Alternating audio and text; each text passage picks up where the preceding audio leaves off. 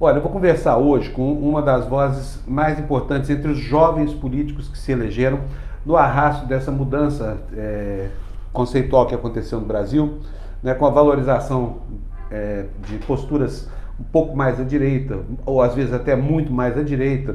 Enfim, essa guerra que foi pautada basicamente pelos valores da internet, né, com os valores da velha política saindo de campo. O meu entrevistado de hoje, já vou mostrar logo aqui para vocês quem é. Olha só, Alexandre Frota, né, deputado federal eleito agora, um dos expoentes dessa nova safra de parlamentares lá em Brasília. E ele já começou causando muita polêmica. E não foi por acaso, porque ele se juntou a uma turma que ele efetivamente não conhecia, apresentou um projeto em uma área que na verdade representava uma trincheira nessa guerra do governo aí, que é a trincheira cultural, né? A direita, aliás, andou lendo Gramsci, né? Sim.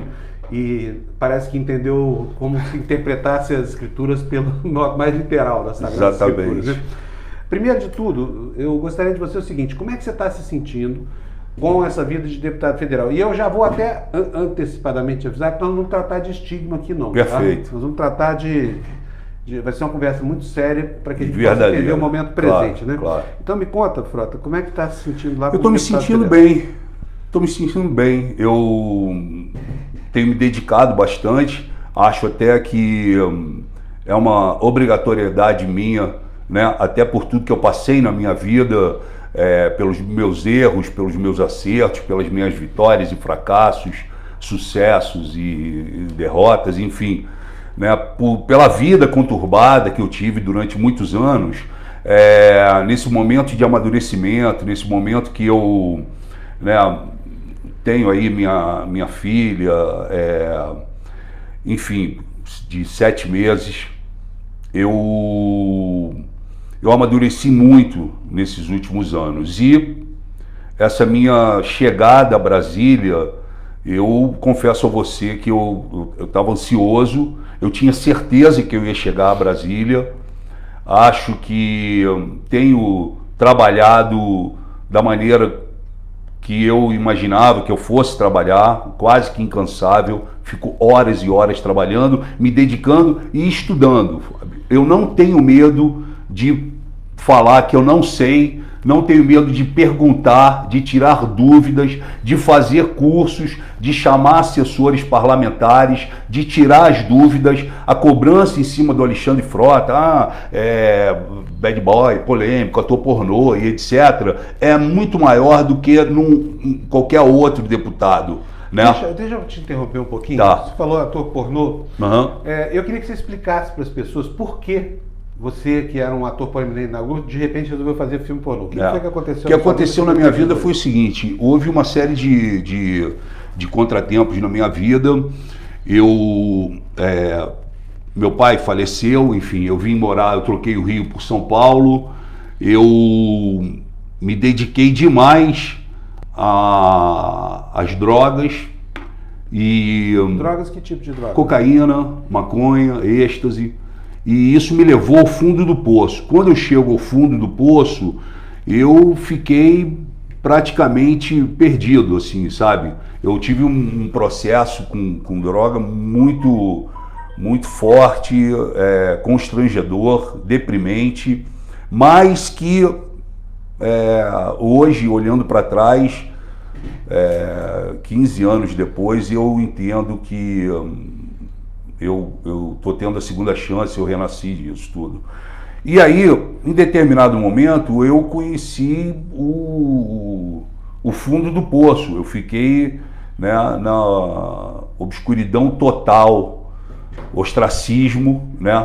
Ninguém me queria para nada, eu não me encontrava em nada. Você não conseguia, por exemplo, não conseguia emprego, não conseguia ser chamado para trabalhar. Ainda passei por diversas produtoras e emissoras, passei pela Rede TV, passei pela Band, passei pelo SBT, enfim.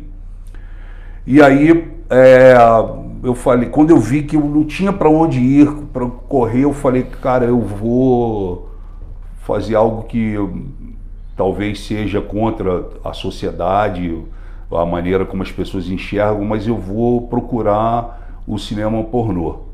E foi a saída que te sobrou, né? talvez ali naquele momento era que eu enxergava, porque eu falava, pô, uma coisa que eu gosto de fazer é sexo, a outra eu vou ganhar dinheiro com isso, e porra, eu não tenho família, não tenho mulher, não tenho filho, não tenho porra nenhuma na minha vida, então eu não devo nada a ninguém e vou meter bronca. E aí procurei a principal produtora na época de filmes eróticos, me apresentei, eles não acreditaram que eu pudesse fazer, ou que eu faria, né? E eu parti para esse momento da minha vida. E como é que era trabalhar fazendo cinema pornô? Que é um negócio que é estigmatizado, né, pelos atores, enfim, pelos grandes atores, entre os quais você estava inserido. Olha, não tem problema acabar a luz, não? Não tem problema, Então, está bem iluminado aqui por enquanto. Pode repetir para mim? Como é que foi que você, sendo, né, vindo dos grandes times, você era o elenco fixo da Globo até 93, como é que você se sentia sendo obrigado para sobreviver? Não, eu não parei para pensar nisso, Fábio, em nenhum momento. Eu não parei para pensar nisso. Eu saí da Globo em 93, né? Aí volto na Globo em 99, em 2000, e no cinema pornô eu entro em 2004. Eu fico no cinema pornô 2004, 2005 e 2006. Né? Foram 3 anos consecutivos que até hoje reverberam, né? As pessoas querem me agredir ou acham que vão me humilhar, então elas se referem a mim ao ator pornô, como se eu tivesse feito alguma coisa de errado, ou como se eu tivesse roubado, ou como se eu tivesse corrompido algo, que não, né? A gente entende e sabe que o cinema pornô nos Estados Unidos, por exemplo, tem até prêmios enormes no segmento, é uma indústria, né? E nessa época que eu entrei também, eu praticamente, atrás de mim vieram outras pessoas, deu uma levantada no segmento, né? Se vendeu muito, muita gente ganhou muito dinheiro com isso, mas eu não parei para pensar. Eu falei, cara, é o que eu tenho que fazer, é o que eu vou fazer, procurei isso. Agora, é uma bandeira muito difícil, não é qualquer um que consegue carregar isso. Deixa eu te fazer uma observação. Claro. Na década de 70, quando a censura veio brava, a pornochanchada foi uma espécie de bandeira da esquerda brasileira para poder enfrentar a repressão ao processo cultural. Só que agora, nesse momento em que você se aproxima dessa direita rançosa, moralista, essa coisa toda... Falsos moralistas, né? Então, você chega no momento em que, enfim, as pessoas condenam um espetáculo no museu, por exemplo, entendeu?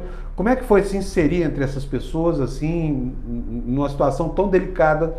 Não, foi normal, porque assim, como eu vim de um processo, né, desde 2013, das manifestações, apoiando e trabalhando pelo Bolsonaro,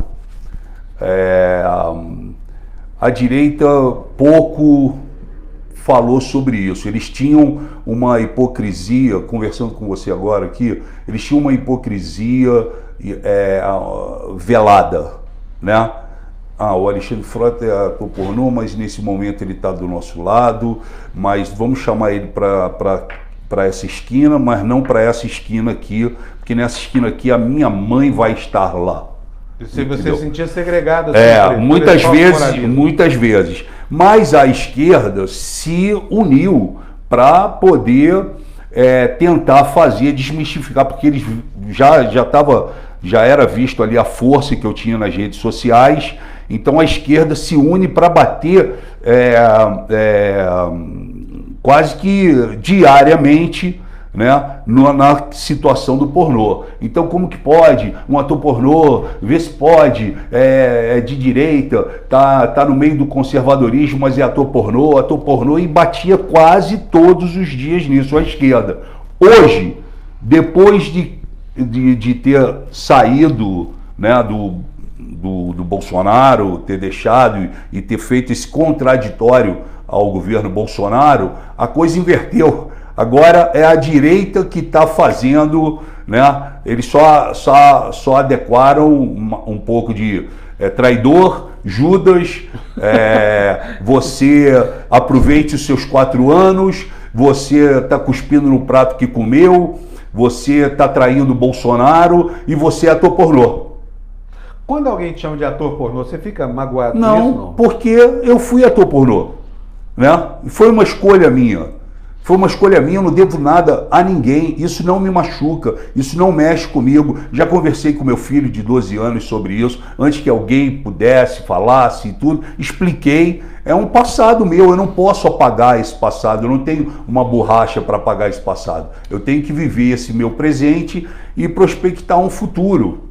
Agora, eu vou te falar uma coisa, eu nunca, quando escrevo, já fiz algumas críticas a você, são críticas políticas, na época, por causa das suas posições, mas eu vejo um parlamentar amadurecendo assim a olhos vistos. Sim. Até porque você abandonou certas posições radicais, Sim. você caminha em direção ao centro, né? Sim. Agora você veio parar no PSDB, ficou livre, pelo menos da companhia, das más companhias do PSL. Fiquei livre completamente. Então, é por isso que eu te digo assim, que eu quando ouço isso, é uma crítica com a qual eu não me associo, porque eu não gosto de estereótipos, eu acho uma sacanagem alguém se referir a você como ator pornô, como se não tivesse feito mais nada na vida. Não, exatamente, né? Foram, só de TV Globo, foram 12 anos. E é exatamente a esquerda, quando me massacrava com a questão do ator pornô, a esquerda é a mais plural, é a que luta pela diversidade, pelas desigualdades, né? Pela diversidade sexual, somos todos iguais. E aí são os que batiam em mim, né? Em relação ao ator pornô, como se fosse um negócio de outro mundo, né? Então, e hoje isso está acontecendo hoje em menos, né? Em menos, vamos dizer assim, está muito menos, mas está acontecendo na direita. Agora vamos falar sobre o seu ingresso na política. Tá. De repente, quer dizer, você abre seus olhos para a política, você tinha uma participação nas redes sociais muito importante, naqueles movimentos todos de rua que surgiram. Sim. Você foi uma pessoa muito requisitada, compareceu, né, com as suas críticas. Montei um movimento para mim chamado MCC. Exatamente. Brigou com o MBL de morte, né? Sim. Aliás, como é que ficou? Afinal de contas, a quem é que pertence a marca MBL? Pertence a eles, o MBL. O que eu fazia parte era de uma associação MBL, né? Do qual tem um advogado e mais um empresário que estão brigando pelo MBL. Mas eu não estou brigando, e tanto não estou brigando que na semana passada entreguei ao Kim uma documentação feita pelos meus advogados, já com firma reconhecida e etc e tal, onde eu me retirei dessa associação, porque eu fui praticamente colocado nessa associação, né? E eu me retirei dela e para mim está tudo certo, está tudo encerrado. E a relação com o Kim e é o muito pessoal boa, do MBL? é muito boa. Com o Kim é muito boa. Com o pessoal do MBL eu não falo porque não encontro com eles, né? A volta e meia eles ainda continuam dando umas pancadas em mim também, mas é tranquilo. Mas com o Kim é muito boa. A gente, inclusive, muitas vezes a gente vai convergindo no mesmo caminho, né? Numa votação, numa discussão, num debate ali, seja ele contra a esquerda, ou seja ele contra o governo, enfim. Agora, como é que foi o seu caminho em direção à direita? Como é que foi que você chegou lá? Essa direita que depois você refutou e recuou dela, como é que foi Foi assim, no final de 2013, eu começo a participar das manifestações. Eu sempre fui muito anti-PT. Começo a participar das manifestações e aí eu gravo um vídeo. Eu gravei um vídeo onde eu fazia umas críticas ao Lula, e é um vídeo famoso do qual o Lula ele se refere dizendo que não vai haver corrupção no governo dele e que é um programa que ele está fazendo do Silvio Santos, o Wagner Montes ainda estava vivo, ainda faz uma pergunta para ele, enfim. Esse meu vídeo gerou 15 milhões de visualizações. A partir daí eu comecei a fazer vídeos, e os vídeos sempre muito contundentes, as pessoas iam sempre visualizando no Facebook, no Twitter. O Instagram eu não uso muito, eu não gosto. E aí eu começo a fazer um programa também para as redes sociais e para uma rede que é a Rede Brasil do Celso Russomano e do Marcos Tolentino, com uma série de entrevistas, e o primeiro entrevistado, inclusive, foi o Bolsonaro. Então, eu entrevistei o Bolsonaro, o Marco Feliciano, o Magno Malta, uma série de políticos eu fui entrevistando, participando das manifestações, monto para mim um grande movimento, as redes sociais vão crescendo, continuo fazendo os vídeos, aí começa a chegar os convites dos partidos, né? Então eu falo, cara, tem um caminho aqui, eu tô cansado da situação de televisão, de correr atrás, a vida inteira correndo atrás, trabalhando, batendo cabeça. Eu vou dar um basta nessa situação de televisão e vou aqui, eu acho que tem um caminho. O que eu estou falando está sendo visto por milhões de pessoas, 80% dessas pessoas estão compactuando com o que eu estou falando, os partidos estão me convidando, diversos partidos pequenos, partidos grandes, partidos médios. Ao mesmo tempo eu vou nas manifestações, entendo que aquilo ali eu estou também fomentando, viabilizando aquele momento dos brasileiros, seja na Paulista, no Largo da Batata ou qualquer outro lugar. Me tornei uma espécie de um guerreiro, um gladiador contra a esquerda, contra os movimentos ali, CUT, MTST, enfim. E aí eu resolvo que vou sair para deputado federal, né? E começo a colocar isso na cabeça, e tudo que eu vinha fazendo, ela começa a apontar para isso daí, até chegar a hora de sair para a campanha. Eu já vinha fazendo a pré-campanha do Bolsonaro, né? Eu rodei muitas cidades do Brasil com ele, aquela catarse toda que estava acontecendo, a chegada no aeroporto, 6 mil pessoas, 10 mil pessoas, né? Um negócio impressionante. Eu acreditava, eu sabia da pouca cultura, do pouco conhecimento, do pouco desembaraço do Bolsonaro na política. Aí você pode me perguntar, pô, mas e aí você apoiou um cara que você já tinha todas essas não qualidades, né? Mas o problema é que a gente fechava com ele uma situação e um plano de que ele, chegando lá dentro, ele colocaria pessoas que poderiam realmente levar o país para um lado diferente, ou fazer diferente do que a gente tinha visto nos últimos anos, né? Vou te dar um exemplo na parte cultural, por exemplo, que ele não fez nada até hoje, muito pelo contrário, estrangulou a cultura, né? Então, a gente acreditava que era o cara, né, era o antipetista, o anti-Lula, o cara que veio para mudar a situação, ainda que ele fosse chucro, ainda que ele não tivesse, né, o conhecimento, a cultura, a sabedoria, a inteligência de um Fernando Henrique Cardoso, ainda que ele não fosse cativante e tão popular como um Lula, né? Ele era um cara que poderia fazer a diferença, ainda que não fosse tão morto ou em cima do muro como Temer, mas ele se tornou um erro total, e a gente convive com isso hoje. Com 10 meses de governo, a gente vem passando por sérios problemas. Foi uma bolada nas costas de todo mundo. Aqueles mais parceiros dele, os mais aliados, né? Ele sempre usou um banner que ele pedia para a gente sempre colocar, que soldado ferido na guerra dele não fica para trás. Ficaram todos. Ele deixou todos. Deixou o Santos Cruz, deixou o Bibiano, me deixou o Julian Lemos, e passou por cima de tudo e de todos. O Bolsonaro, ele transformou esse governo dele em Bolsonaro acima de tudo e Deus e os filhos acima de todos. Trocou Deus pelos filhos. É isso aí. Bom, agora deixa eu te perguntar, e o distanciamento? Qual foi o fator determinante para começar? Quando é que você enxergou o Bolsonaro como ele é hoje para você? Eu enxerguei já na transição. eu participei da transição e na transição ele mudou. Quer dizer, aconteceu um episódio que eu conto para todo mundo, porque eu sou testemunha desse episódio, poucas pessoas testemunharam. Na noite em que o Bolsonaro é eleito, no domingo, eu estava na casa dele, eu, o Magno Malta e mais uma série de pessoas. O Magno Malta faz até aquela oração que foi transmitida em rede nacional e tudo.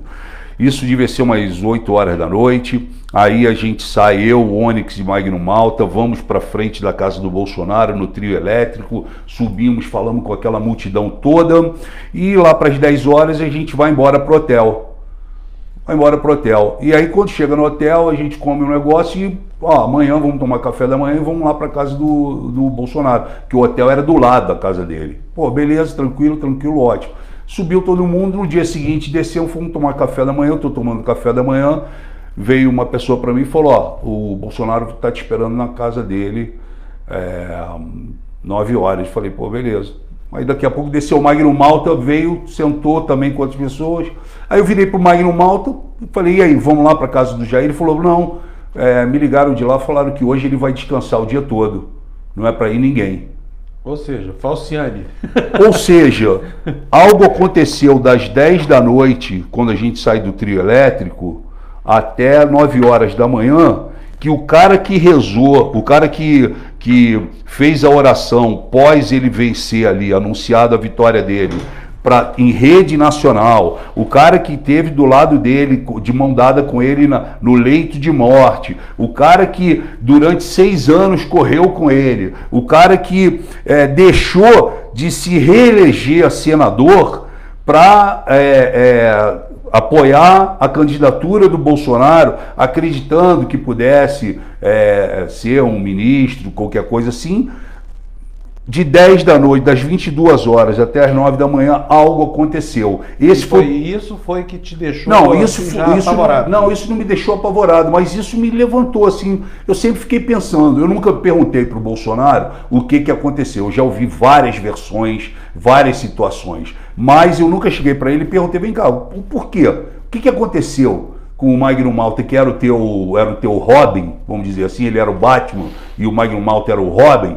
O que aconteceu, né? Mas nunca perguntei para ele, mas isso sempre ficou na minha cabeça. E depois, quando veio a transição, aí eu comecei a ver a movimentação de pessoas, de distribuição de cargos, muita gente entrando que nunca eu tinha visto, muitos partidos se apoderando das situações,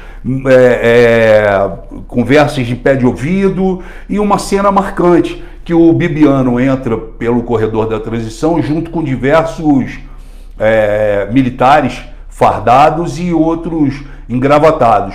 Todos entram, cada um entra para uma sala e aí fica o Bibiano no corredor. O Bibiano que foi o cara que carregou o Bolsonaro. Aí eu pergunto pro Bibiano, e a tua sala, onde que é? Vamos para tua. Ele falou, eu não tenho sala. Falei, mas como tu não tem sala? Não tem sala, cara. Pô, não me deram sala. E aí o Bibiano ficou sentado no corredor, numa cadeira igual a essa aqui, sem sala. O Bibiano que correu. E o Julian Lemos, que era o braço direito do Bibiano, pedindo crachá na portaria da transição para poder entrar e tendo que ficar parado lá 20 minutos esperando alguém autorizar a entrada do Julian. Para quem não sabe, Julian e Bibiano foram os responsáveis que carregaram o Bolsonaro durante toda a campanha. Protegeram, estiveram do lado, juridicamente, enfim. E aí fica um no corredor sem sala e o outro do lado de fora para entrar na transição. Isso também me chamou a atenção. Quer dizer, o que viria a acontecer meses depois, que é o abandonar desses nomes, já estava escrito. Já estava escrito nesse momento. E o processo, aí eu vou falar por mim agora, todo o processo combinado, falado com ele várias vezes, porque o Bolsonaro não sabe absolutamente nada de cultura, nada. Ele é zero de cultura. tudo que ele sabe de cultura, inclusive o discurso dele para falar sobre Lei Rouanet, os processos da Lei Rouanet, foi passado por nós, para ele poder se posicionar perante a imprensa. Desculpa, deixa eu fazer um corte aqui. Tá. Eu queria saber o seguinte, você passou meses, Sim. eu me lembro de você falar isso, Sim. estudando a estruturação da área da cultura. Sim. Você chegou a entregar Entregamos uma documentação enorme, inclusive com nomes, para que pudesse ele ter uma estrutura de cultura, porque foi uma base dele, inclusive, de campanha. Vamos acabar com a farra da cultura, vamos fazer uma reforma drástica na Lei Rouanet, vamos trabalhar em cima da lei audiovisual, vamos cobrar dos devedores, vamos apresentar os contratos fraudados e etc e tal. Eu jamais seria um ministro da cultura. Mas me explica uma coisa, por que foi que ele brincou com você aquela vez? Foi assim, o que eu acredito?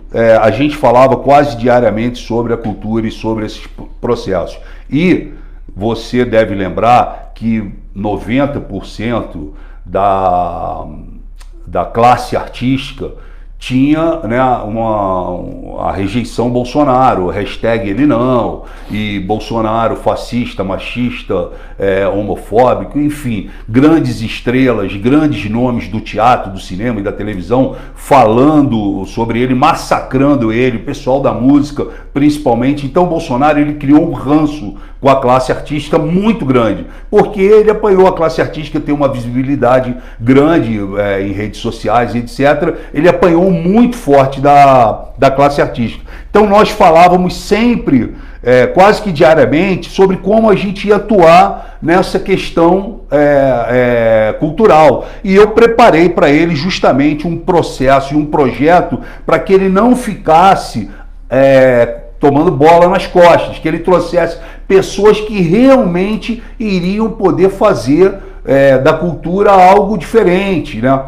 E não foi assim que aconteceu. Ele, depois que eu apresentei todo o processo para ele, para o Onyx Lorenzoni, que era o chefe da Casa Civil, esse processo permaneceu primeira semana, segunda semana, terceira semana, e de repente esse processo se perde e outras pessoas começam a interagir via esse processo. E aí ele me chama e ele me fala, porque eu não entendi, vem o Osmar Terra como ministro. O fato dele ter feito aquele vídeo é porque eu falava muito com ele sobre cultura. Então ele no meu aniversário, ele faz uma brincadeira, isso em 2016, ele faz uma brincadeira comigo falando: Frota, se você quer me ver presidente, eu quero te ver ministro da cultura, não sei o quê, e riu porque ele sabia que ia criar esse frisson. Mas esse vídeo é de 2016.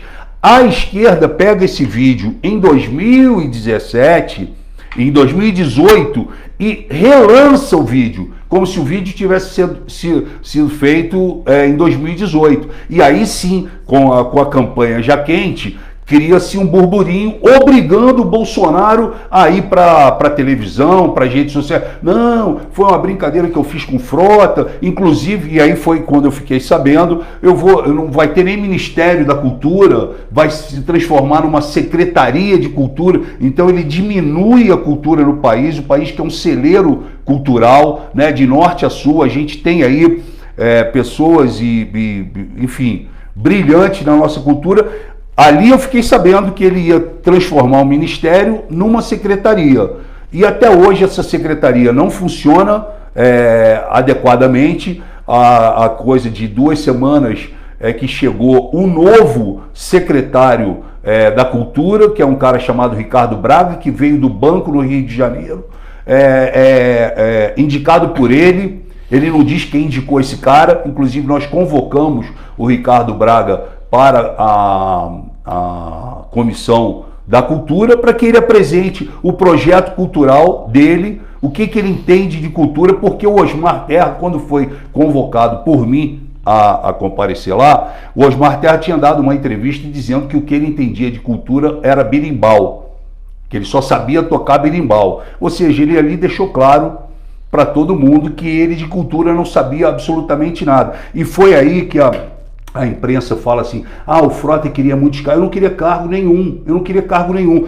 O Bolsonaro me pede, Frota, monta a estrutura para o Osmar Terra, porque de cultura ele não sabe nada, ele não vai querer problema nessa área. Então você monta as secretarias, porque ficou um ministro, o secretário abaixo dele, que era o Henrique Pires, que saiu por causa de se achar censurado, e embaixo do Henrique Pires tinham as 6 secretarias. Secretaria de Economia Criativa, Secretaria Audiovisual, Secretaria de Mapeamento de Praças e Monumentos Públicos, Secretaria de Direitos Autorais, Secretaria de Diversidade. Essas secretarias estavam montadas embaixo. E eu vim montando nomes para essas secretarias, não nomes de amiguinho do Alexandre Frota. Eu fui buscar, por exemplo, na Fox, eu fui buscar um diretor formado em cinema em Nova York, que já tem diversos programas nas costas, fui buscá-lo para ficar no audiovisual. Liguei para o Paulo Guedes e falei, Paulo Guedes, eu preciso de um nome para economia criativa na Secretaria de Cultura. Paulo Guedes me deu 5 nomes, eu levei 5 nomes no Ministério e falei, olha, tem esses 5 nomes aqui. Paulo Guedes falou que qualquer um desses 5 está valendo. Aí eles analisaram e escolheram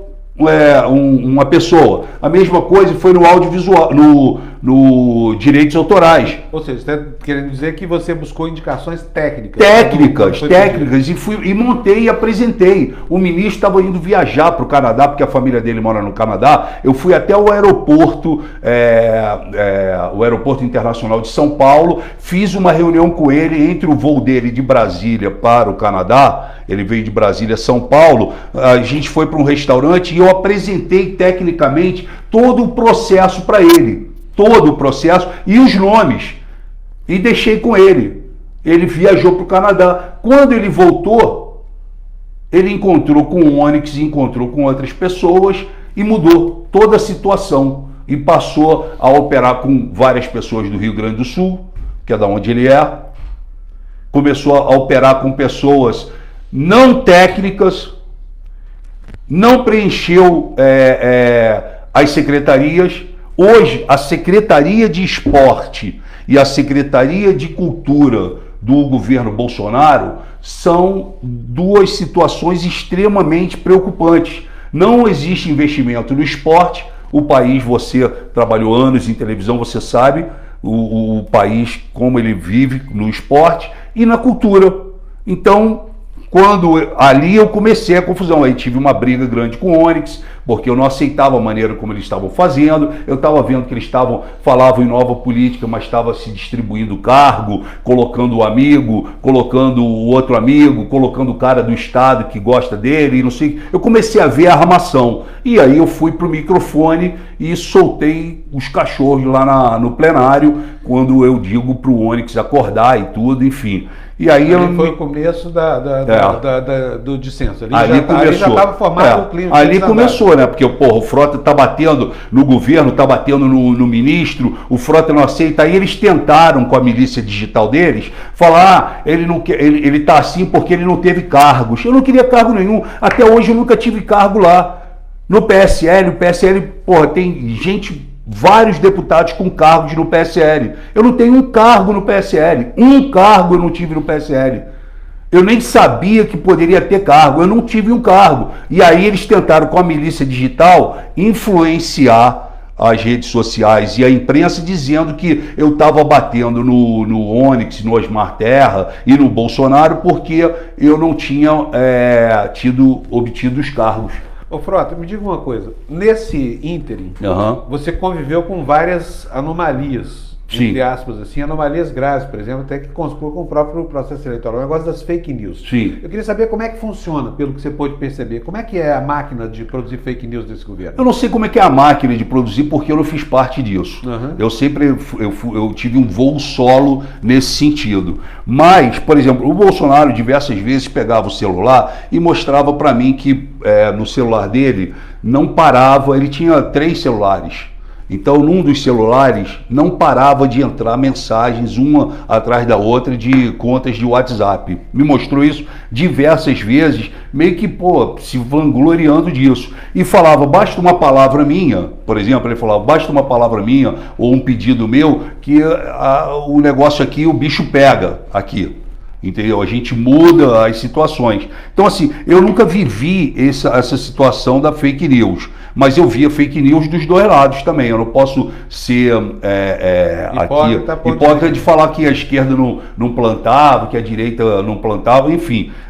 Ambos os lados teve fake news, teve ataque de digital e tudo. Agora, o Bolsonaro, ele leva, né, para dentro do palácio dele, e a Veja fez até uma ótima matéria, o tal do Tércio e o tal do Matheus, que são os garotos que tinha Bolsonaro 2.0, Bolsonaro Turbo, enfim, esses caras moram lá do mal. Eles moram lá dentro hoje, eles trabalham, são credenciados, recebem. Uma coisa que o Bolsonaro combatia, porque eu me lembro bem que uma das coisas que eram combatidas era porque o 247, o Catraca Livre, a Morena Socialista, recebem dinheiro do PT, do Lula, o Paulo Henrique Amorim, não sei mais quem, aquela coisa toda. Tinha todo esse processo. Hoje, ele faz igual. Hoje ele tem lá dentro o Alan dos Santos, do Terça Livre, que anda lá dentro como se fosse um assessor de comunicação, só que ninguém acha o contrato dele. Ninguém acha onde está o CNPJ do Terça Livre, quem paga aquele cara lá, né? E hoje esse é o principal vetor de fake news. Ele é um dos, né? Ele é um dos. Ele comanda essa e ele gosta quando fala que ele comanda, porque ele faz vídeo tripudiando, falando, olha, eu sou o comandante desse gabinete do ódio, aquelas coisas todas. Mas, na verdade, a gente sabe que existe esse processo, vem do Olavo de Carvalho, junto com o Felipe Martins, que é uma espécie de Louro José, né, no ombro do Bolsonaro. Se o Olavo de Carvalho fosse o Papa, ele seria como é que chama isso? O auxiliar do Papa. O Coroinha. Pois vive do lado do Bolsonaro. E essas pessoas, eles fazem esse processo de fritura. Começa pelo Olavo de Carvalho, que entra em confronto com a pessoa. Na sequência, vem os milicianos e acabam destruindo, humilhando, descredenciando aquela pessoa. E aí, muitas vezes, os filhos entram no meio do caminho. Por exemplo, o que estão fazendo com a Joyce nesse momento? Até ontem, a Joyce tinha a chave do gabinete do Bolsonaro. De ontem para hoje eu já li que ela é vadia, puta, vagabunda, piranha, postaram um porco andando de calcinha e mais uma série de coisas, e aí começam a falar, né, do filho dela, do marido dela. É tudo liderado por eles. Eles fazem esse tipo de coisa. E aí, ou seja, você usa a expressão que eu também uso, milícia digital. Sim, é uma milícia digital que tem que ser averiguada e tem que ser defenestrada de lá. Entendeu? Porque de uma covardia absurda. Se escondem atrás de figuras, não se apresentam com os nomes que deveriam, né? Você não consegue identificá-los. E eles trabalham com isso. O Eduardo, a última vez que eu tive com o Eduardo, cara a cara, conversando com ele, uma discussão minha e da Joyce, que ele fala na cara da Joyce que ela não seria candidata dele para o PSL. A Joyce ficou louca com isso. Tava eu, Joyce, Bivar e Eduardo Bolsonaro. E ele ainda vira para mim e fala assim, sabe o que eu acho, Frota? Você está se queimando, porque qualquer coisa que você fale, eu peço aqui no Twitter para acabar com você e acabam com você. E ainda riu na minha cara. Quem falou isso? O Eduardo Bolsonaro. Assim, dizendo que ia assassinar a sua reputação, é isso? Sim, na minha cara, falando. Ainda falou, eu fico com pena de você. Porque, basta eu falar aqui no Twitter e quem se fode é você. E eles tentaram bastante isso, né? Muito, não, até hoje, o tempo todo. Eu fui o primeiro dessa leva de deputados a passar por isso, né? Eu já vim passando por esse processo, que eu bato forte neles também, então eles ficam, né? Eu não abaixo a guarda, né? Eu tomei uma decisão bem drástica, que foi para algumas pessoas, né? Eu tinha milhões de seguidores no Facebook e tinha uma conta no Twitter que não era grande, mas era muito forte, que tinha 160 mil seguidores, só perto dos 2 milhões, 5 milhões que eles têm. Mas era muito forte. Eu acabei. O Instagram eu não usava muito, mas acabei com o Instagram, com o Twitter e com o Facebook. Por quê? Você acabou porque eu construí, ela foi construída toda no bolsonarismo. Ela foi construída toda em cima do bolsonarismo. Então, qualquer coisa que eu postasse, o tempo todo era reprimido, hostilizado, né, e batiam contra. Então, eu não estava falando mais eu não estava falando para ninguém, eu estava falando para o bolsonarismo. Ou seja, tem um provérbio espanhol que fala assim: cria cuervos que te quitam los ojos. Pois é isso, né? Exatamente. E aí eu peguei, zerei, fiquei um mês sem nenhuma rede social e reiniciei a minha rede social, hoje o meu Twitter, dei uma limpada grande. É engraçado que isso que a Joyce passou ontem, perdeu 200 mil seguidores em 24 horas, eu também. Foi incrível. A primeira pancada que eu dei no Bolsonaro, eu fui vendo o Twitter ele vai caindo assim, ó, mas vertiginosamente, em poucas horas. Você chegou a perder quantos seguidores no começo desse processo, assim? Eu perdi pelo menos uns 80 mil. 80 mil? Mas 80 mil em 48 horas. Isso aconteceu comigo semana passada, porque eu não sou petista, condeno no PT a roubalheira e tudo mais, entendeu? É óbvio que houve crimes ali. Claro.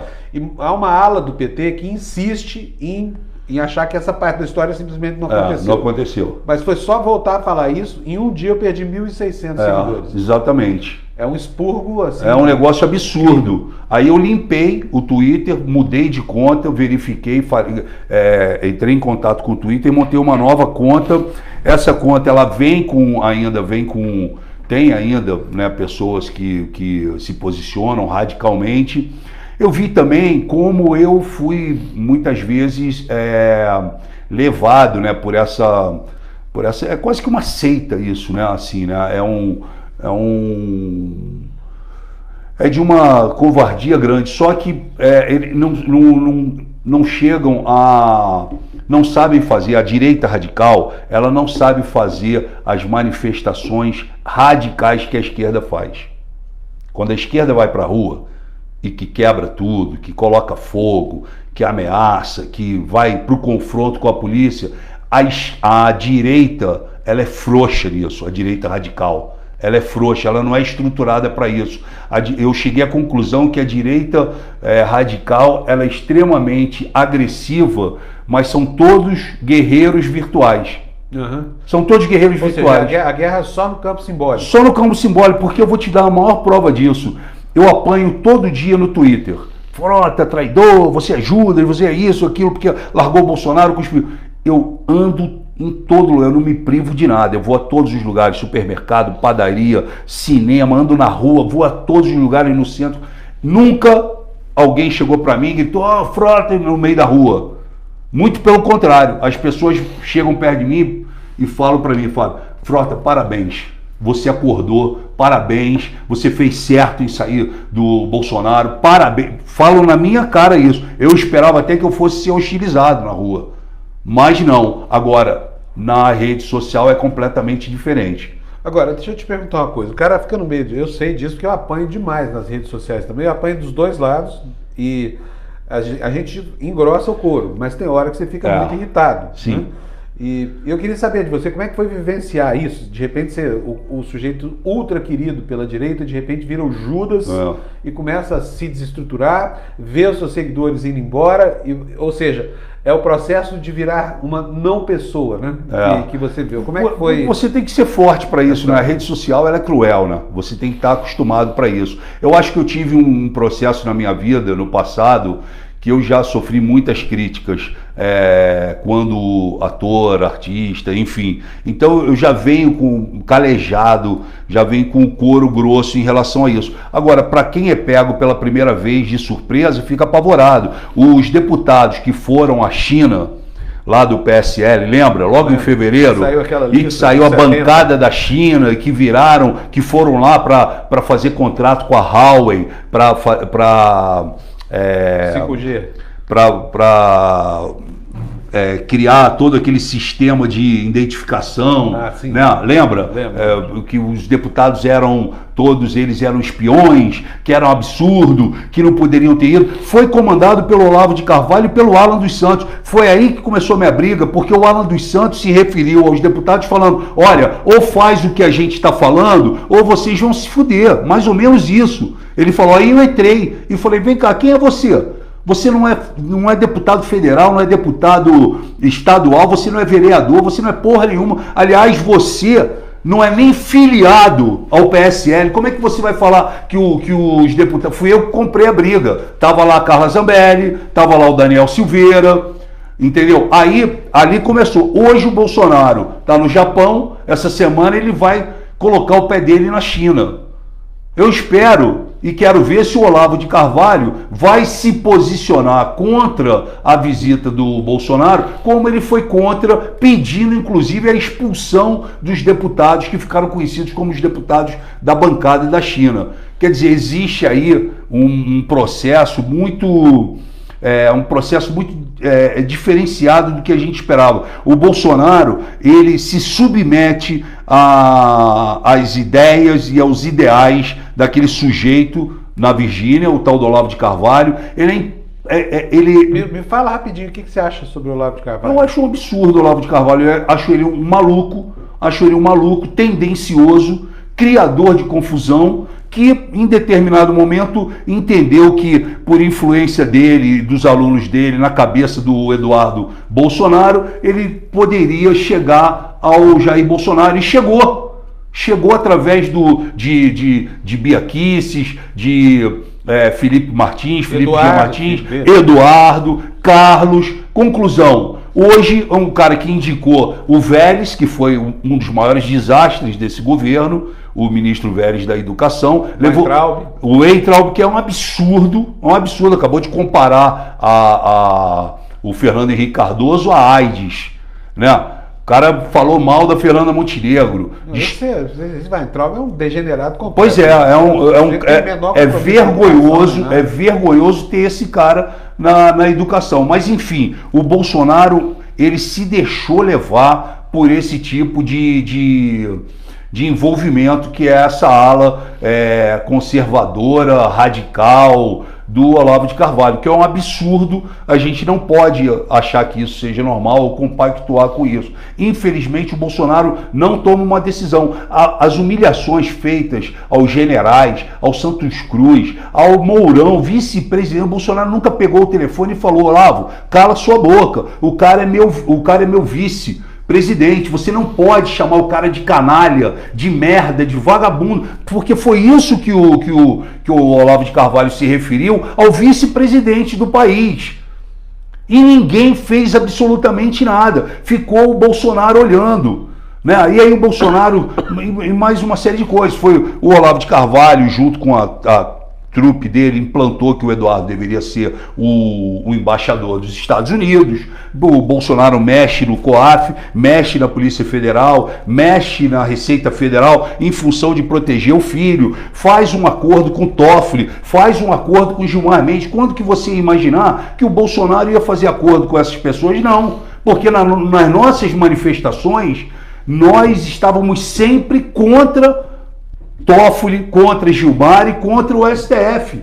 Eu me lembro bem disso. Teve até aquele tomataço na Avenida Paulista, os caras jogando tomate os bolsonarianos, que eu chamo eles de bolsonaristas, jogando tomate no carro do Gilmar Mendes, quando estava saindo da faculdade dele aqui na Avenida Paulista. E hoje todo mundo se cala quando o Gilmar Mendes resolve a vida do Flávio Bolsonaro.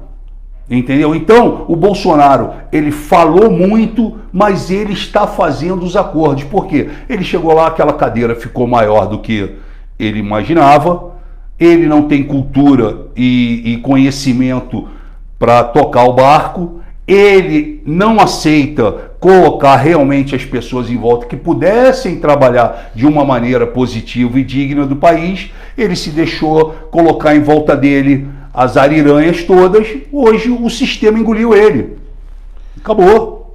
Ô Frota, como é que foi o processo da sua expulsão? Como é que você vivenciou a expulsão do PSL? Porque eu me lembro do que antecedeu a expulsão. Houve um momento de grandes atritos entre vocês, essa coisa toda. Mas depois parece que não, que a coisa serenou. Eu queria entender por que você... Não, foi assim, ó, a gente teve os atritos todos, vinha ficando difícil para o Bivar, porque o Bivar ficou no meio. Bolsonaro de um lado, Frota do outro. Frota enfiando a porrada no presidente. Eu vou falar o quê? O Bivar ficava tentando passar um pano, né, mas não tinha como. E aí eu fui convocado para ser o coordenador da Comissão Especial da Previdência. E aí eu, trabalhando incansavelmente ali, fazendo os mapas, nós tivemos o primeiro turno. No segundo turno, eu tinha conversado com o Rodrigo Maia e falei: Rodrigo, tá caminhando para uma expulsão minha, não vai ter jeito. Vai chegar uma hora que o Bolsonaro vai pedir minha cabeça.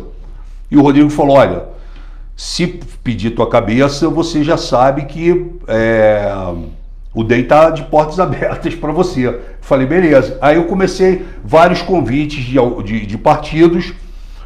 Quando chega na votação que deu as 379 votos, eu fiquei até as 3h30, 4 horas da tarde na casa do Rodrigo Maia, fazendo com ele e com os líderes o mapeamento de quem votaria sim. Nós já tínhamos a margem bem superior para ganhar. Nós tínhamos essa margem. Então, quando foi a noite que a gente foi para a votação, eu falei, eu vou incendiar e vou entrar em rota de colisão e vou me abster. Foi o único voto de abstenção? Foi o único voto de abstenção. Tanto é que 3 horas da manhã o Rodrigo me ligou e falou: pô, o que aconteceu, Frota? Você... Porra, é o único voto. Os caras até aqui. Exatamente. E eu falei para ele: Rodrigo, eu já sabia que a gente ia ganhar, você também sabia. E eu ligo para o Rodrigo, 40 segundos antes, eu falo com ele: que horas que você vai encerrar a votação? Eu estava lá atrás no painel, fui lá para trás e fiquei. Ele falou: vou encerrar agora. Eu fui lá, fiz a abstenção. E isso foi de encontro ao partido, à orientação do partido e etc e tal. Esse foi mais um motivo para eles entrarem em rota de colisão comigo. Ali você sabia que você ia ser expulso já? Já sabia que eu ia ser expulso, porque eu tive com o Bivar e o Bivar falou para mim: Frota, o Bolsonaro pediu a sua cabeça. O Bolsonaro pediu para te tirar porque eu tinha falado que o filho era mimado, que o Eduardo não estava preparado para ir para a embaixada, que o Eduardo não aparecia no plenário, que andava cheio de segurança em volta, que, entrou em confronto com a Joyce, o Eduardo brigou para ter o Credem, o Eduardo brigou para ser o presidente do Credem, o Eduardo brigou para ser presidente estadual, aí quis colocar o braço direito dele como presidente municipal do PSL. Eles queriam tudo, né? Eles indicaram a Letícia Catel na Apex, que arrumou aquela confusão toda. Na verdade, se você parar para pensar, Fábio, a chegada aqui para a embaixada, ela veio sendo feita aqui. Quando ele se elege deputado federal, ele brigou para ser presidente da Credem. Depois, eles trouxeram também se tem alguém que é ideológico nesse governo, é o Ernesto Araújo. Trouxeram o Ernesto Araújo, extremamente Olavo. Aí indicam a Letícia Catel para diretora da Apex. Então eles tinham Credem, Ernesto Araújo e Apex, ou seja, Credem, Chanceler e Apex. Estava montado aqui o tripé. A escada para tornar o Eduardo embaixador? Claro, estava aqui montado aqui. Só que eles não contavam que a Letícia Catel fosse entrar em confronto na Apex, fosse sair, né? E aí começa a desandar a situação. Mas o fim do negócio era o Eduardo se tornar embaixador, principal embaixador, né, do país, na principal embaixada, né, do Brasil no mundo, né? Você acha que esse cara tem estofo, que ele tem qualidades para ocupar esse posto, não? Não acho. O Eduardo é um cara que estudou, ele se apresenta como Polícia Federal. Você acha que ele é Polícia Federal de combate, de explodir porta, entrar, cair para dentro. Não é, ele foi escrivão, não estou desmerecendo o escrivão, mas é escrivão. Ficou ele ficou num local aí afastado, numa fronteira, nada fez de significante. Não fala o inglês fluente como tem que falar. Pô, diz que é amigo do filho do Trump, né? Diz que é amigo, né? Então, assim, ele não reúne que é algo a ser provado. Algo a ser provado. Aí falou que, porra, ele viveu muito tempo nos Estados Unidos, que ele fritava hambúrguer, mas, porra, era no lugar de frango, né? Desmascararam ele nisso também. Enfim, não é julgando ele. Ele até poderia ser embaixador de outro lugar, mas, pô, se você chega lá e vê a quantidade de pessoas que estudaram, se formaram, se dedicaram, são diplomatas e que estão ali merecendo um lugar, esperando a sua vez, não pode pegar o Eduardo Bolsonaro e botar lá na frente porque ele é filho do presidente, entendeu? Tá errado isso. Está errado isso. E estão inaugurando uma nova aristocracia. Se pensar pelo Butão, por exemplo... Pois é, e essa é a nova política, você passar as pessoas na frente. Aí ele me chamou de caroneiro. Falei, você pegou carona no meu pai. Falei, melhor pegar carona do que você fura fila. Eu acho mais digno você pegar uma carona, pedir carona, do que você fura fila. Agora, você também pegou carona, porque ele não pode esquecer que ele teve 82, 87 mil votos na primeira eleição e teve 1.800.000 na segunda, por causa da carona que ele pegou do pai também. Olha, outra coisa, ele falou ontem de novo, dizendo o seguinte, que todos os méritos pela eleição dos 50 e tantos parlamentares do PSL, que eram gente que não tinha se apresentado ainda, são méritos do pai dele. Você concorda com essa afirmação? Não concordo. Eu acho que todos nós surfamos na onda Bolsonaro. E só poderia surfar na onda Bolsonaro porque era o meu candidato. Eu não ia surfar na onda, não ia correr atrás de voto para o Bolsonaro e surfar na onda do Haddad. Certo? Então, eu surfei na onda do Bolsonaro, eu reconheço que eu me elegi na onda do Bolsonaro. Mas as pessoas não podem se esquecer que no final de 2013... a maioria que se elegeu na onda Bolsonaro, no final de 2013 já estava lá embaixo gritando pelo Bolsonaro, quando o Bolsonaro não era ninguém, quando ele era desacreditado completamente politicamente, quando ele era motivo de chacota nos meios políticos, nos meios empresariais, quando ninguém acreditava no Bolsonaro, nós estávamos lá, nós estávamos andando nas cidades, nós fizemos nossa campanha com o Bolsonaro e pedindo voto. Quantas vezes eu cheguei em cidade e o cara falou para mim, não vou votar no Bolsonaro não, Frota.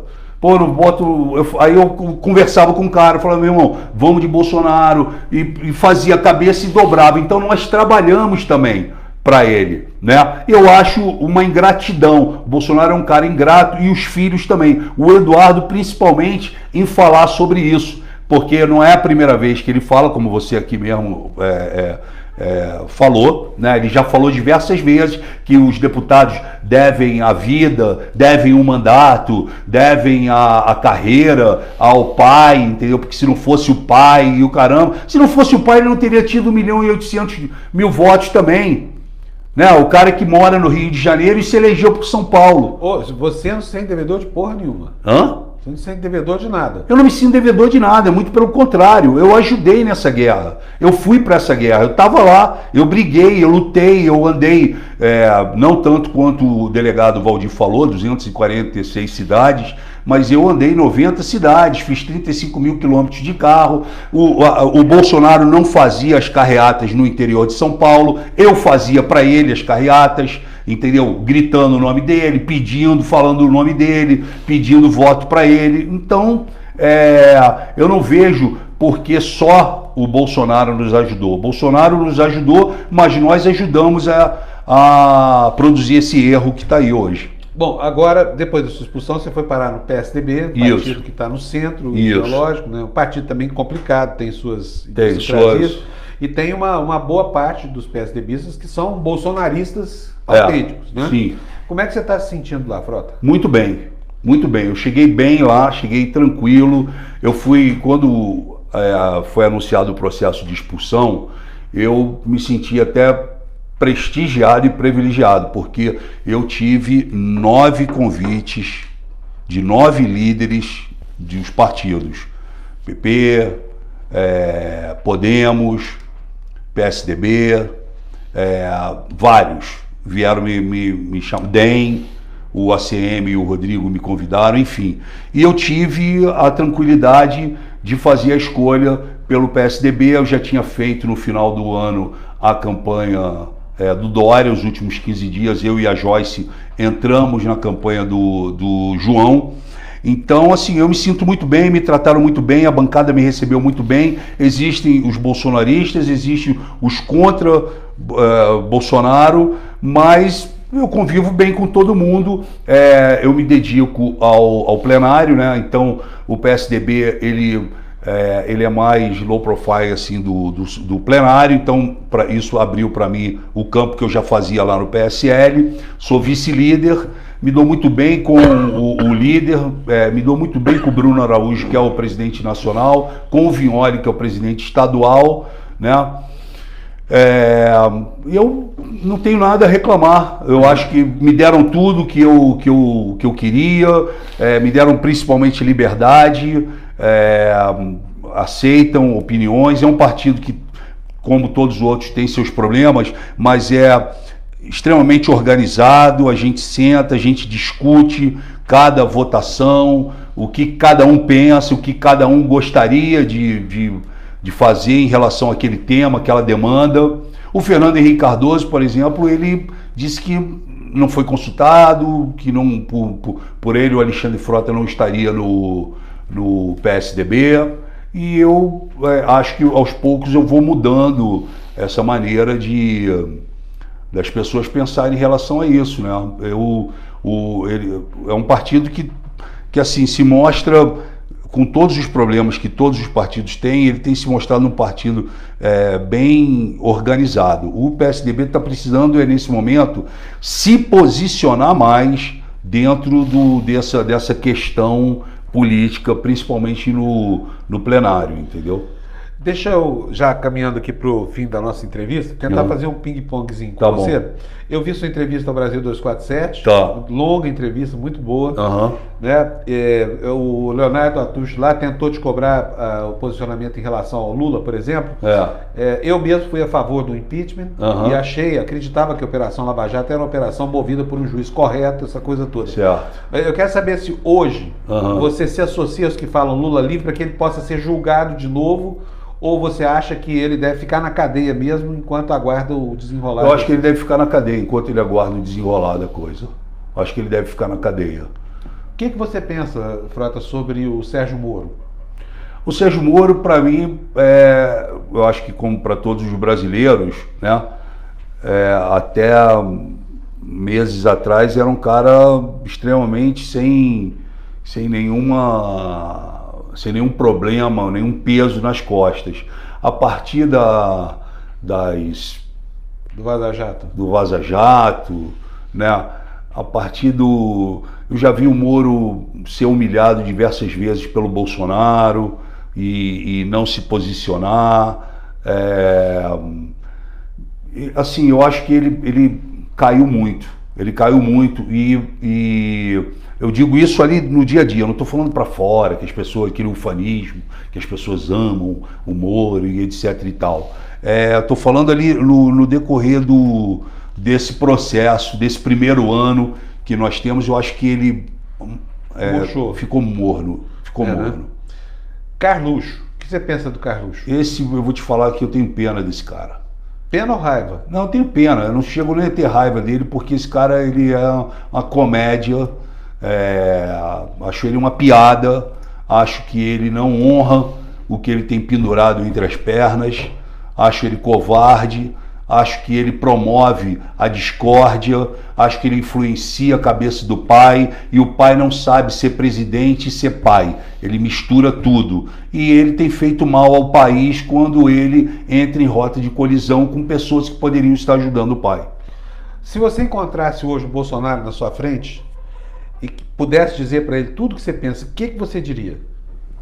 Ah, ele já sabe, porque eu já falei muitas coisas para ele, mas ele, com toda certeza, eu ia falar para ele que ele está errado, que ele está extremamente caminhando para um final infeliz. E ele sabe disso.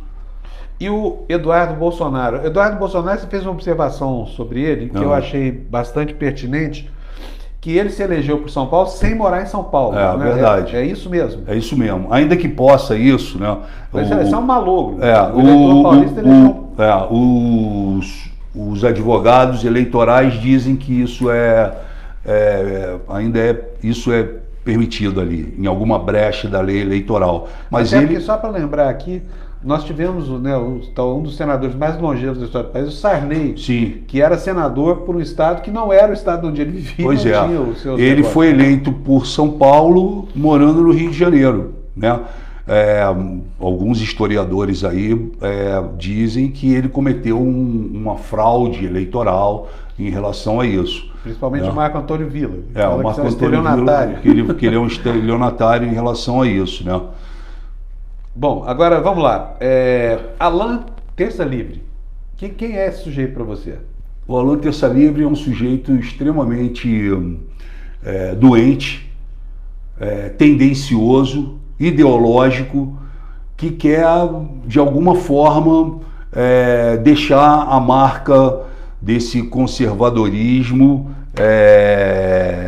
radical. Posso te interromper mais uma vez? É conservadorismo ou é reacionarismo? Reacionarismo e esse conservadorismo radical que ele quer introduzir, né?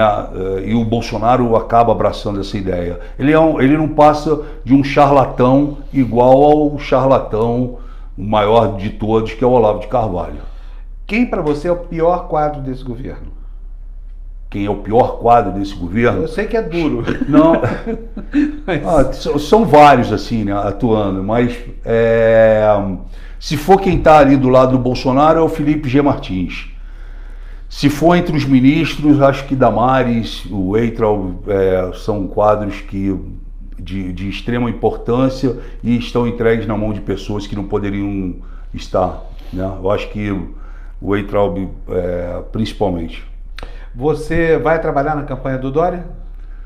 Não sei ainda se ele sair para presidente, eu não sei, a gente não conversou sobre isso ainda, sinceramente. Não conversei, mas o João Dória é uma pessoa que eu gosto, é uma pessoa que me acolheu no PSDB, né? E se eu tiver que trabalhar na campanha dele, eu vou trabalhar. Bom, agora eu vou aproveitar que nós estamos já indo para o finalzinho para perguntar como é que está a sua vida pessoal. Você está com um filho novinho em casa, Estou né? com uma filha, com a Bela. Ela fez 8 meses de idade. Tem um Enzo de 12 anos, né? A gente mora, eu e minha esposa, os dois. Minha família também eu trouxe para... Minha mãe faleceu em outubro do ano passado, então eu trouxe minha irmã e minha sobrinha, elas moram aqui em São Paulo também. Minha vida está tranquila, eu sou um cara que não saio muito, eu fico mais em casa. Eu vou para Brasília terças-feiras e fico terça, quarta, quinta e sexta eu volto, né? Eu tenho uma rotina lá muito grande de trabalho, até porque as comissões que eu faço parte, uma eu coordeno, agora eu estou coordenando a Previdência dos Militares, então que está dando um trabalho enorme.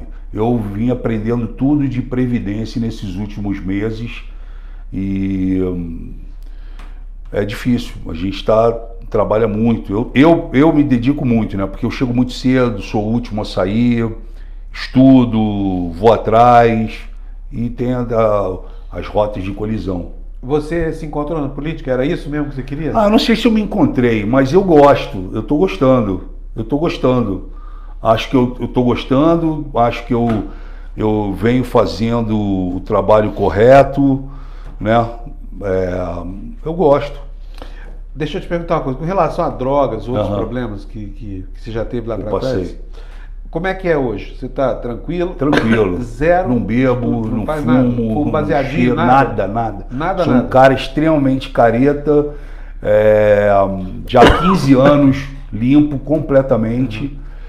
E faço palestras quando sou convidado, vou a clínicas de dependência química contar a minha história. Cada um faz como acha que tem que fazer. Eu conto a minha experiência, que foi uma experiência triste, difícil, mas eu sobrevivi para estar aqui falando e contando essa história. Queria muito saber rapidamente de você como é que foi que você conseguiu. Porque, olha, eu, por exemplo, tive muita dificuldade para largar o cigarro. Entendi. 36 anos da minha vida sem conseguir largar aquilo. Imagino que dependência de outras drogas que têm efeito psicoativo são muito piores, né?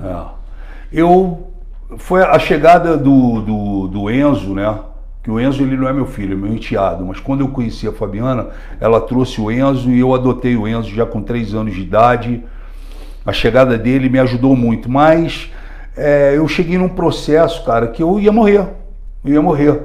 E aí eu falei, cara, eu não quero isso pra mim, eu não quero que minha mãe acorde amanhã e veja na televisão os apresentadores dizendo que o Alexandre Frota foi encontrado morto num hotel de 5ª categoria, com overdose, droga. Pô, chegou uma hora que deu um estalo em mim assim, eu falei, eu não vou morrer, eu vou mudar de vida. Pô, chorei muito, pedi a Deus que me ajudasse, que me iluminasse. Várias vezes me ajoelhei frente a umas instituições, o clínicas, falei, vou me internar, não me internei, foi uma força que veio comigo e eu falei, eu vou parar, não quero morrer e pronto. E fui e parei Olha, completamente. Eu sou militante de uma causa. Sim. A causa da liberação das drogas. Eu acredito plenamente que é impossível se combater drogas com uma perspectiva policial, tanto que os Estados Unidos perderam a guerra às drogas que o Nixon decretou em 51. E eu queria muito saber a sua opinião a respeito. E também sobre esses tratamentos que, na verdade, são engodos oferecidos por certas instituições neopentecostais. O que você pensa sobre isso? Eu penso o seguinte, que, bom, eu sou da opinião que cada um faz da maneira que quiser fazer, né? Você tem que educar as pessoas e mostrar aos seus filhos os caminhos que você já passou, errou. Cara, eu não sou um cara contra absolutamente nada na vida. Quem já teve a vida que eu tive, fica até hipócrita falar, olha, eu sou contra isso, porque eu fui um cara extremamente louco. Eu acho que a minha missão aqui é falar o que a loucura fez, como ela fez, os danos que ela causou, né? Porque, por exemplo, o Nelsinho Mota outro dia deu uma brilhante declaração, falou que fuma maconha há 55 anos e nunca perdeu a memória e fuma maconha todos os dias. Então, assim, vai de organismo para organismo também. Em relação à questão da medicinal, eu gostaria que ela pudesse ajudar. Realmente eu gostaria, porque eu perdi minha mãe com Alzheimer e com doença de Parkinson, e a gente conversou sobre esse processo que talvez pudesse melhorar, né? Com o canabidiol, né? Exatamente.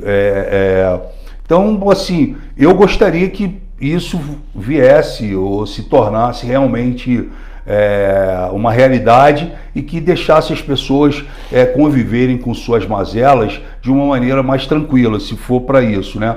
Mas também você não pode reprimir, matar, prender as pessoas que, sabe, optaram por usar drogas, e você vai fazer o quê? Até porque tem muito usuário e todos eles têm que recorrer ao tráfico, que é uma desgraça. Eu ouvi do Murica uma vez, uma frase numa entrevista, falou: filho, a droga faz mal, mas o tráfico faz muito mais. Pois é. E uma coisa é a droga, a outra é o tráfico. Claro. O tráfico só existe em função das múltiplas proibições.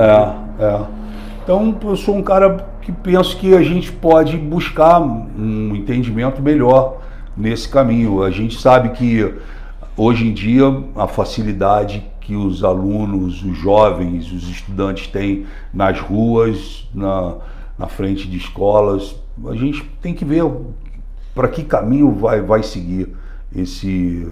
Né? O fato, por exemplo, como que não se consegue acabar com uma Cracolândia, né? E como se permite uma Cracolândia no meio de São Paulo, sabe? Não existe uma política de prevenção e não existe uma política para que aquilo ali, sabe? Como não vai acabar aquilo? Vai ficar, sabe? Eu acho muito estranho, eu acho uma fraqueza nossa. Aquilo ali, sabe-se que tem gente lá vendendo, sabe que tem gente morrendo, tudo, e ninguém consegue fazer absolutamente nada. Quando faz aquele desastre que foi feito, lembra? Lembra. Tiro, bomba, borracha e tudo, e não funciona. Não funcionou. E o Estado, por incrível que pareça, não tem um caminho para dar atenção a esses não tem um caminho, né? Não tem um caminho. Bom, tá ótimo. Eu queria saber só mais duas coisinhas de você. Perfeito. Primeiro de tudo, cadê os áudios do seu telefone, que deve ter coisa muito legal? Eu tenho que achar esses áudios do telefone, porque eu troquei tanto de aparelho, como eu troco muito de número de telefone. Mas eu vou achar esses áudios, porque tem coisas ali importantes, até porque algumas coisas eu quero levar até na CPI da fake news. O que tem ali do que você se lembra, assim? Tem várias coisas. Tem, por exemplo, vou contar uma aqui para você. Tem um momento em que 5 horas da manhã me liga. Primeiro iam levar o príncipe para ser o vice-presidente, lembra? Lembro. O Luiz Felipe. Aí, 5 horas da manhã, Bolsonaro e Bebiano me ligam e falam: Frota, isso é uma história do príncipe aqui, que nós estamos recebendo umas fotos. Queria saber se você já ouviu falar disso. Eu falei: não, nunca ouvi falar. Mas o que é? Que ele é gay? Porque me pareceu ser isso. Mais do que isso, essas fotos. Eu falei: eu não sei, nunca vi essas. Eu nunca vi essas fotos, eu não sei do que se trata. Não, pois é, porque isso pode ser que vai ficar muito mal, ele como vice-presidente. Bom, se você souber, me liga. Aí passou meia hora, me ligaram de novo e perguntaram se eu tinha o telefone do Levi Fidelix. Aí eu falei: tenho, passei para eles. Tá bom. Aí, 9 horas eles iam chegar no aeroporto. Eu fui para o aeroporto, quando cheguei lá encontrei o Marcos Pontes e a esposa. Aí Bolsonaro saiu aquela coisa, aquela multidão, entrou todo mundo no carro, a gente estava indo para a primeira convenção do PSL. E ele por telefone, eu no carro de trás, e ele no telefone, aí ele me fala: consegui já falar com o Levi Fidelix, falei com o Mourão, e provavelmente o Mourão vai ser o vice e não vai ser mais o Felipe. Mas o Felipe já está lá na convenção, esperando. Falei: cara, isso vai ser uma saia justa, né? Porque, o cara tá... E aí foi isso, o Bolsonaro chegou, não se dirigiu ao Felipe, só cumprimentou, e não anunciou ele como vice-presidente ali. E o motivo foi essa desconfiança de que ele era gay? Não que ele era gay, mas que tinha umas fotos comprometedoras e que pudessem vazar. Eu nunca vi essas fotos. Você sabe o que diziam a respeito dessas fotos? Essas fotos eram algo que o Felipe estava fazendo com algumas outras pessoas que eu não sei. Entendeu? Deixar aparecer para a gente comentar com mais propriedade. Eu não sei se essas fotos vão aparecer ou que elas existiam, ou se foi uma jogada mas que esse foi o plot da conversa, e foi assim que o Mourão veio para ser vice-presidente. Bom, a entrevista terminou, você fica à vontade para falar o que você quiser para os seus eleitores, para os seus telespectadores, entendeu? E, se possível, apontando para a gente um caminho sobre como é que vai ser o futuro imediato, porque o Brasil está tão louco, está tão esquisito, as pessoas estão tão malucas, que é muito difícil você enxergar um horizonte, né? Como você tentar assim, ver o skyline, o horizonte, e não enxergar nada, só fumaça. Eu acho que nós vamos ter mais um ano complicado. Nós tivemos uma legislatura muito complicada, ela começou polarizada entre esquerda e direita, se perdeu, a esquerda hoje se tornou uma esquerda quadrada lá dentro, meio que perdeu a função, porque a direita começou a ser toda fatiada, a direita começou a se autodestruir, né? E o Bolsonaro é o combustível dessa situação, dessa loucura toda, e deixou a esquerda feliz e ao mesmo tempo sem uma função de protagonismo, né? Eu acredito que não vai mudar muito do que nós vivemos esse ano. Acho que a tendência é piorar na questão das guerras internas, lavação de roupa suja, muitas coisas vão aparecer. Eu, sinceramente, já declarei e falo de novo para todo mundo que do mesmo jeito que eu trabalhei para colocar o Bolsonaro lá, eu já estou trabalhando para tirá-lo. Se puder tirá-lo antes de tudo isso, eu acho que o país vai respirar mais. Porque é um cara que se mostrou não cumpridor de acordos, ingrato, traidor e, principalmente, acima de tudo, joga sujo com os amigos.